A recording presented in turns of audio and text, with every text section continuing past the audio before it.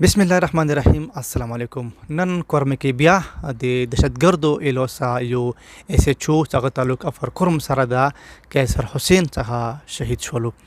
نن سکیورټي فورسز او پولیس د زینبون دهشتګرد کمانډر طهران چې خپل نامه عبد حسین دا په نستی کوټ کې هغه بند په کور منتي چپا چواله هغه ویل چې ملزم دا مطلوب دا سکیورټي فورسز ته او پولیس ته هغه په خلاف باندې د دهشتګردۍ تقریبا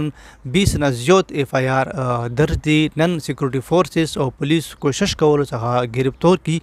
بدقسمتۍ نه څنګه جوابي فایرینګ وکړلو په پولیس باندې سکیورټي فورسز باندې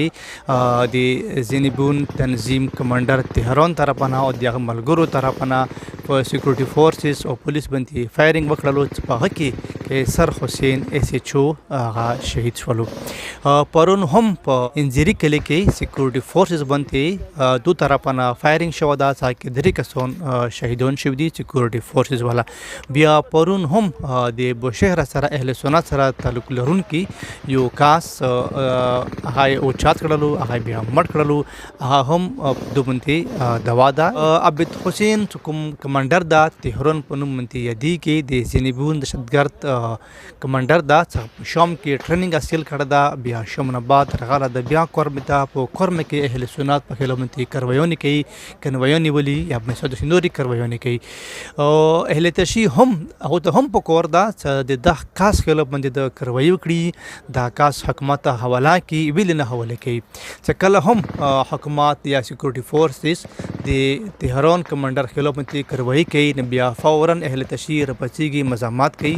مطلب گرفتاری ته نه ور کوي. گرفتاری ته تو سویر کوي کدا بګونو به ثابت شي که بیا بګونو نو ګونګورو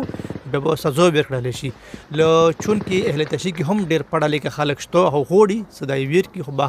بدقسمتۍ نه ډیر خلک نه هوړي ته د گرفتار شي. انجمن دا د سنور تنظیمونه دي پاراچنار کې ته اهل تشویل هغه ته په کور دا امن غوړي که په صحیح مانو کې امن غوړي خو کوم د دهشتګرد سره دا د تسویل نه حواله کوي امن هم هوړي او دهشتګردي هم کوي امن هم هوړي او کوم د دهشتګرد سره دا طهران پر نامه منتي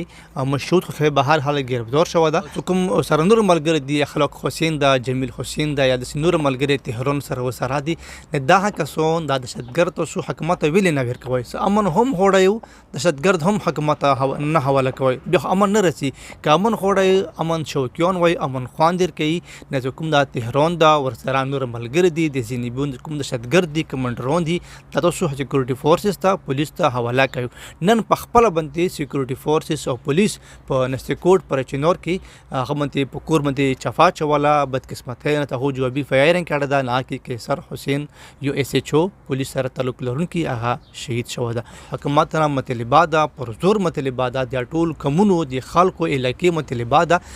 کوم ته تم رحم د دهشتګردي په پرکورم پاراچنار کې دي نستی کوډ کې دي یا انجری کې دي کوم تعلق زینبون سره دا نه باید هغه حالت گرفتار کړل شي.